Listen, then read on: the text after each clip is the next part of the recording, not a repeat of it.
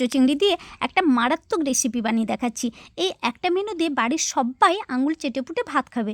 প্রথমে চিংড়ি মাছগুলোকে পরিষ্কার করে ধুয়ে নিয়ে গ্রাইন্ডারে দিয়ে সঙ্গে 3টে কাঁচা পাকা লঙ্কা দিয়ে জল না দিয়ে পেস্ট করে নিয়ে একটা বোলের মধ্যে নিয়ে তাতে 3 চামচ মতো বেসনকে চেলে নিয়ে সঙ্গে দিয়ে দিতে হবে হলুদ গুঁড়ো, লঙ্কার গুঁড়ো, গোলমরিচ গুঁড়ো, জিরে গুঁড়ো, ধনে গুঁড়ো, গরম মশলা গুঁড়ো ও লবণ দিয়ে জল না দিয়ে ভালো করে ফিটিয়ে এবারে ফুটন্ত জলে হাতে একটু তেল মেখে ব্যাটারটাকে নিয়ে ছোট ছোট বড়ির আকারে দিয়ে মিনিট 2 ঢাকা দিয়ে ছেঁকে তুলে নিতে হবে।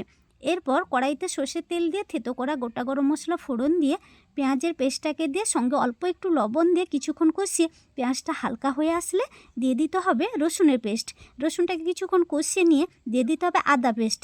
এবারে আদাটাকে একইভাবে কষিয়ে দিয়ে দিতে হবে টমেটো পেস্ট।